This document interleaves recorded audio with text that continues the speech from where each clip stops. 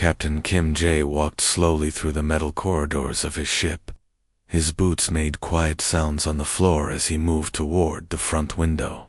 Outside, stars filled the black space like tiny white dots. But today, something different was out there.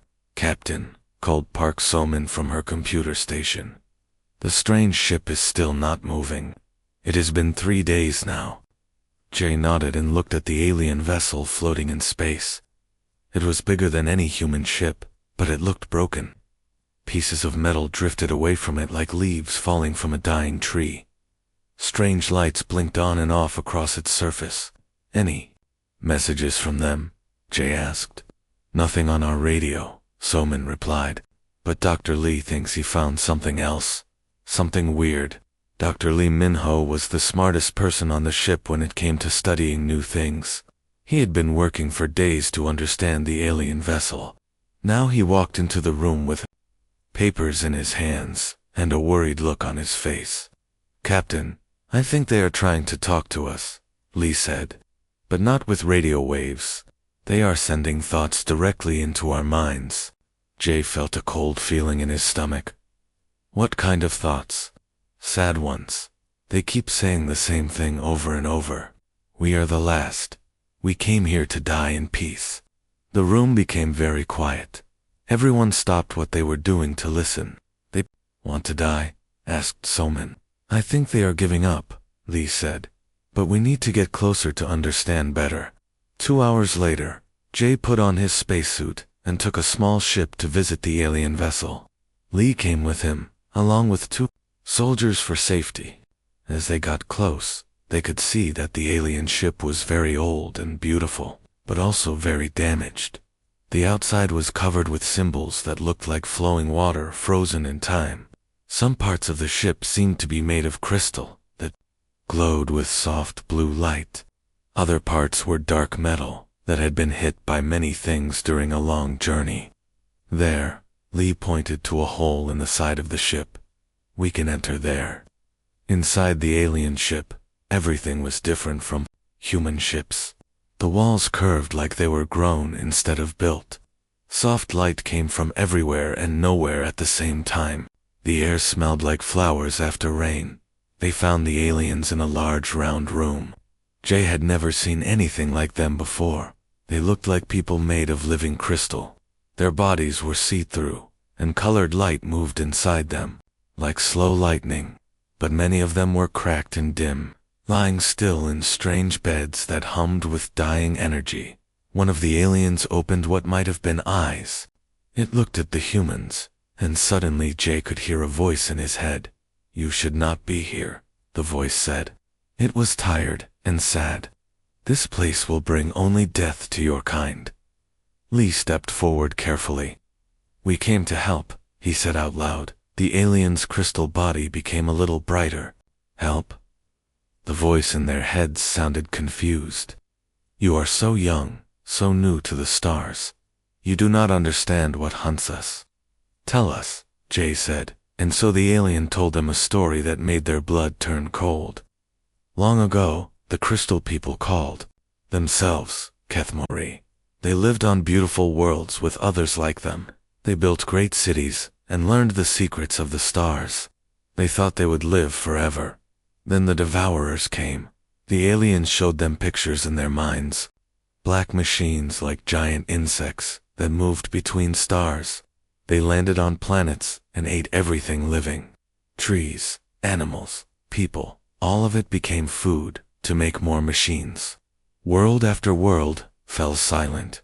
We ran, the alien continued. For 300 years, we ran. Other peoples joined us. The tall Zanari, with their golden ships.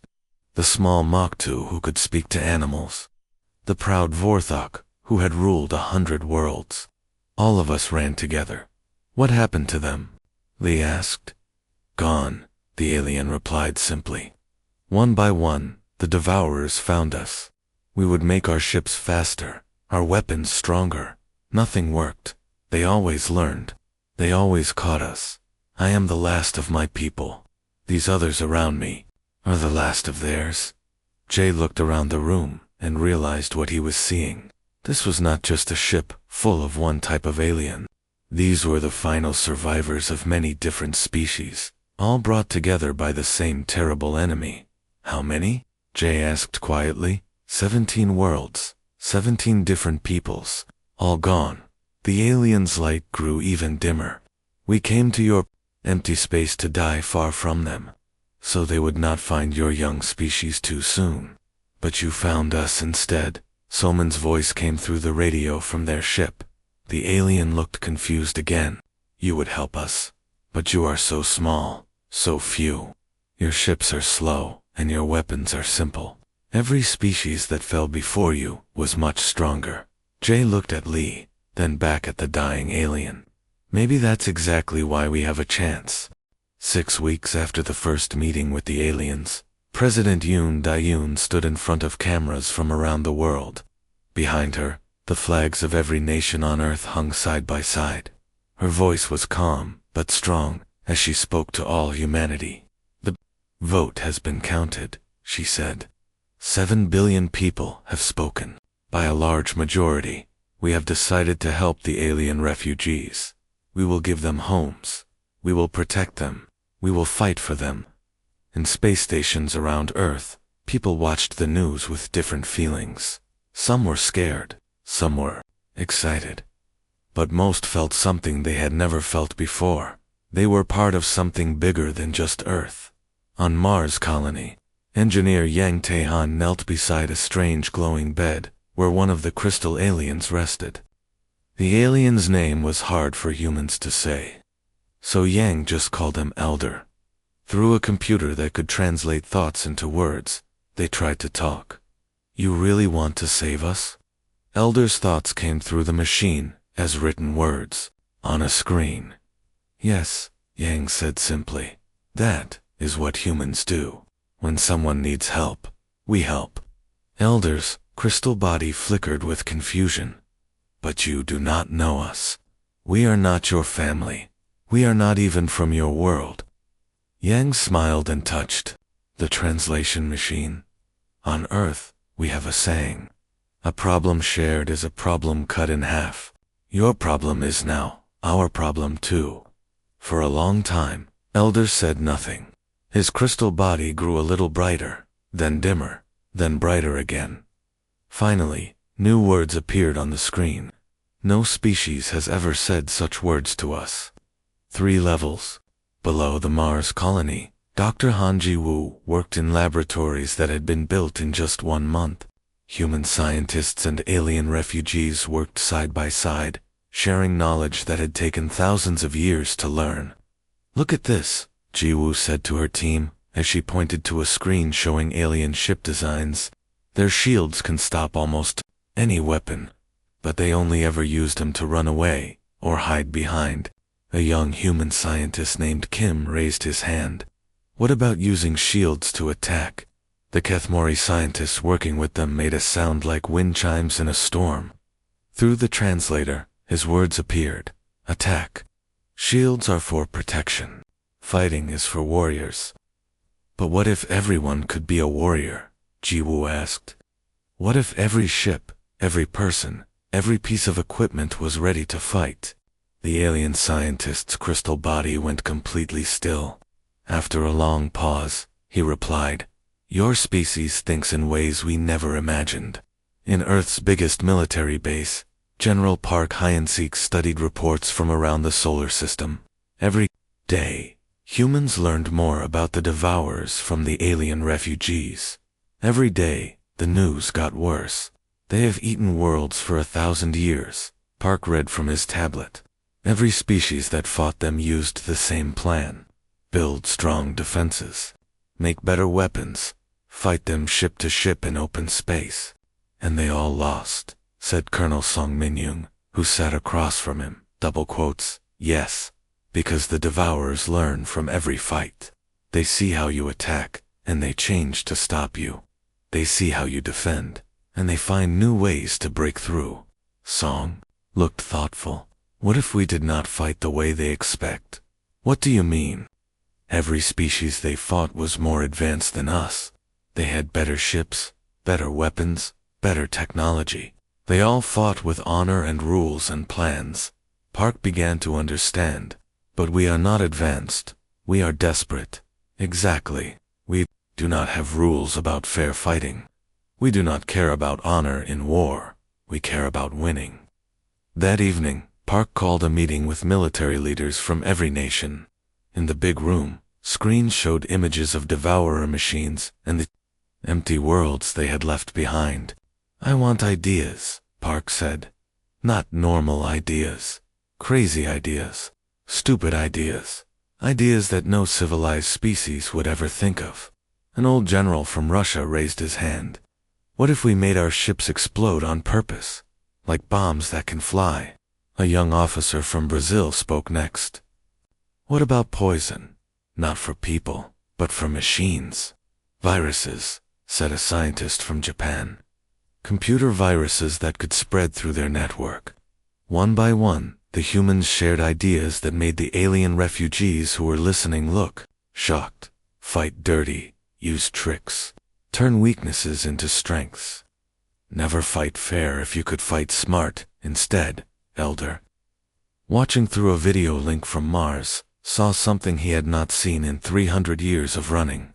He saw hope. After the meeting, Yang visited Elder again. The old aliens seemed different now, more alive somehow. Your people are very strange. Elder's thoughts appeared on the screen. Strange how? Yang asked. Every species we have known tries to preserve their strength. They protect their best warriors and their most important ships. They fight carefully, trying not to lose too much. And you think that is wrong? Elder's crystal body pulsed with something that might have been laughter. I think that is why they all died. You humans seem ready to risk everything, even your own lives. Yang nodded. If we do not risk everything, we will lose everything anyway. Yes, Elder replied. For the first time in centuries, I believe someone might actually win. Lieutenant Nam Haijin lay on the medical table and tried not to think about what was happening to her body. Thin silver wires moved under her skin like tiny snakes, connecting her brain to machines she did not understand. Dr. Kim Young-soo watched the computer screens that showed her heartbeat and brain activity. How do you feel? Young-soo asked. Strange, Haijin replied. Like I can hear colors and see sounds. This was the 15th day of her transformation. She had volunteered to become something new, something that had never existed before. Part human, part alien technology, part captured devourer machine. The silver wires in her body could talk to any computer system, any alien device, any enemy machine. Try to connect with the lights, Young-soo said. Haijin closed her eyes and reached out with her mind. She felt the electricity flowing through the walls, like blood through veins. With just a thought, she made the lights dim, then bright, then dim again. Good, Young-soo said. Tomorrow, we will try something harder. Across the solar system, other humans were changing too. Not just their bodies, but their whole way of thinking about war. Captain Oh Seok-jin stood in a ship factory where workers were doing something that made alien refugees shake their heads in disbelief. Strip out everything except the engines and life support, Seok-jin told his workers. These ships have only one job, get our people close enough to hurt the enemy. But sir, said one of the workers, without armor or shields, these ships will not survive long in battle. They are not meant to survive, Seok-jin replied. They are meant to win. The worker looked confused. What is the difference? Surviving means you fight carefully and run away when things get bad. Winning means you do whatever it takes to stop the enemy, even if it costs everything. The alien refugees watching the work did not understand. In their minds, ships were precious things to be protected. Humans were treating ships like arrows made to be shot once and then forgotten. On the moon, weapons designer Shin Era worked with Kathmori scientists to build something that should not exist. They called them thinking bullets, small missiles that could change their minds about where to go even after being fired. The devourers learned from every attack, Era explained to her mixed team of humans and aliens. If we shoot a missile at their engines, they will put more armor there. If we shoot at their weapons, they will protect those better. So what do? Asked a Kethmori scientist. We make missiles that decide where to hit at the last second. Each bullet chooses its own target. The enemy cannot prepare for what? We have not decided yet. The alien scientist's crystal body flickered with amazement. Your species makes weapons that think for themselves. We make everything think for itself, Era smiled. Even our soldiers do not follow orders if they have a better idea. This was the part that shocked the alien refugees most. Every other species had clear rules about who gave orders and who followed them. Humans seemed to encourage everyone to make their own choices. Even in the middle of battle, General Park Hyun-sik was showing Elder around a training base where human soldiers practiced fighting in ways that made no sense to alien minds. Why do your warriors break into small groups? Elder asked through his translator machine. Because small groups can move fast and think for themselves, Park explained. If the enemy destroys one group, the others do not stop fighting. They change their plans and keep attacking. But this creates chaos. How do you control the battle? Park laughed. We do not control the battle. We make sure the enemy cannot control it either. Then we see who is better at fighting in chaos. They watched as human soldiers practiced something that made Elder's crystal body go dark with worry. The humans were learning to work with modified humans like Hyjin, with alien technology, and with captured devourer machines, all at the same time. This seems very dangerous, Elder said. What if the enemy machines turn against you? Then we blow them up, Park said simply. We expect some of our weapons to be turned against us, so we plan for it. Elder was quiet for a long time. Finally, he asked, do your people understand that many of them will die? Yes, and they still volunteer. More volunteer every day. We have to turn people away. Back in the medical lab, Hyjin opened her eyes after her latest test. The silver wires under her skin glowed softly as she sat up. She could feel the space station around her like it was part of her own body. Every computer, every machine, every system was connected to her mind. I can touch a devourer ship from here, she said quietly. I can feel their network calling to me. Young-soo looked worried. Does it hurt? No. Hyjin smiled, and for a moment her eyes flickered with silver light. It feels like power.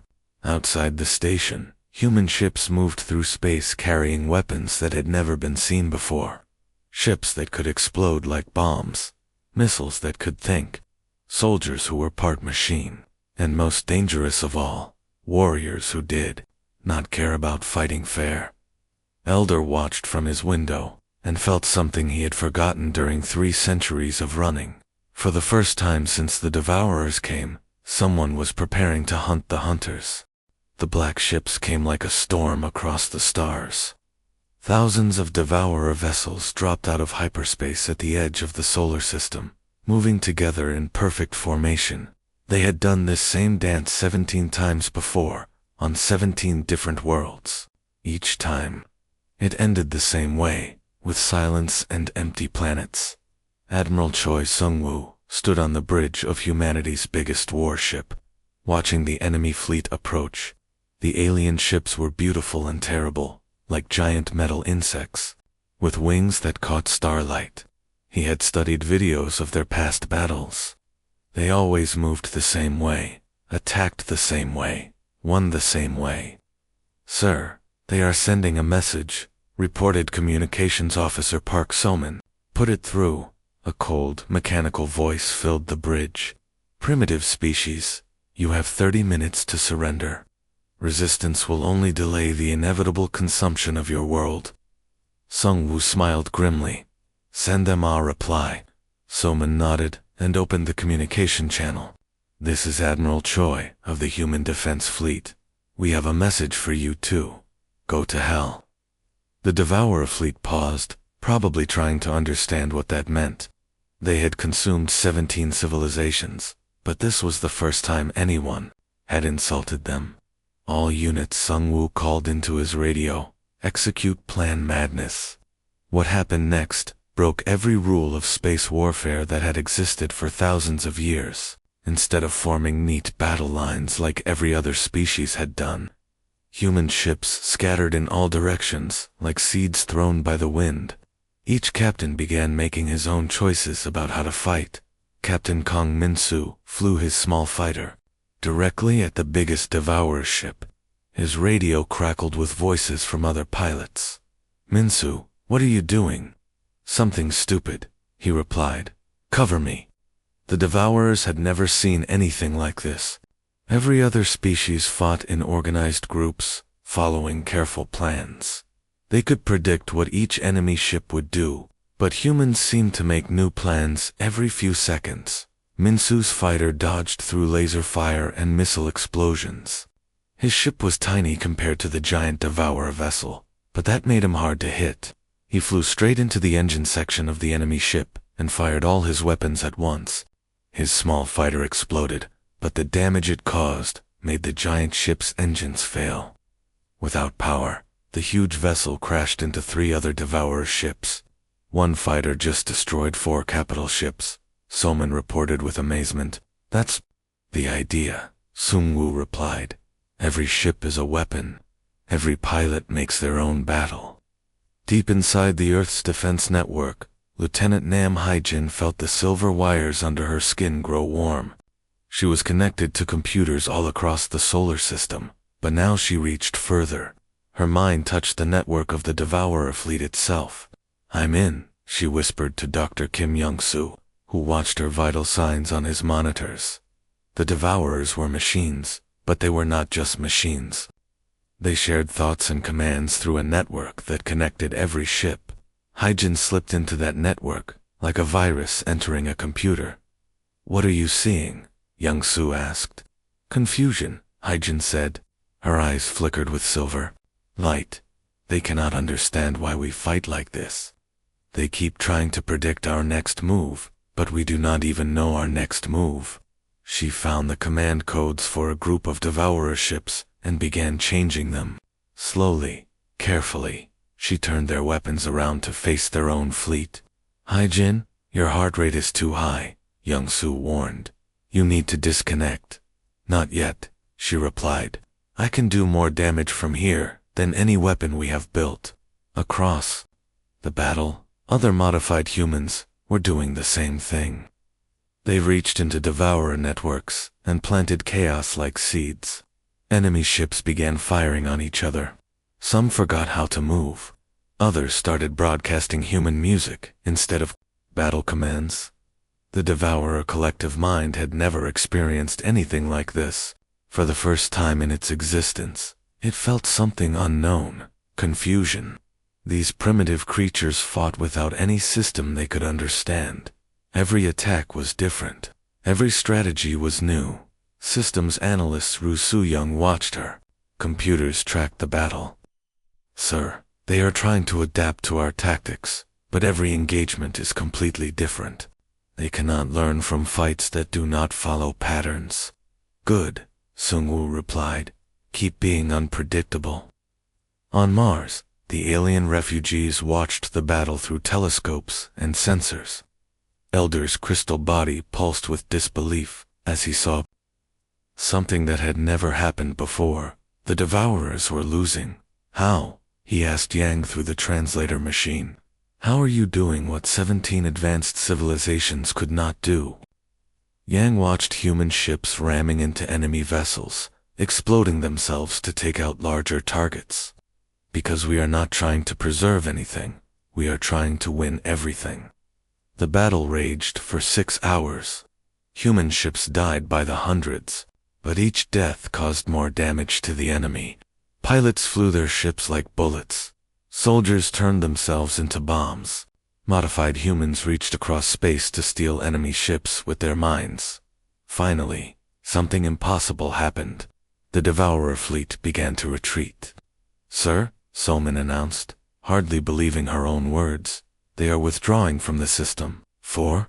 the first time in galactic history. The Devourers had met something they could not consume: chaos, guided by courage. Weakness turned into strength, and warriors who cared more about victory than survival. 3 months after the Great Battle, representatives from across the galaxy gathered in a huge hall built on the moon. Ambassador Lee Yunyoung stood at the front, looking out at faces both human and alien. Some were made of crystal like the Kethmori. Others had skin like metal or eyes like fire. All of them had one thing in common: they were alive when they should have been dead. "The Devourers are gone from our space," Lee announced. "But they are not destroyed. Right now, they are attacking other worlds, eating other civilizations. The question we must answer today is simple: do we hide behind our victory, or do we take the fight to them?" In the front row, Elder's crystal body glowed brighter than it had in centuries. Through his translator device, his words reached every person in the room. "For 300 years, my people ran.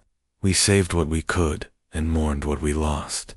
But you have shown us something we had forgotten. Sometimes the best way to defend is to make sure no one else has to defend alone." A tall alien with golden skin stood up. She was one of the Zanari, a proud species that had ruled many worlds before the Devourers came.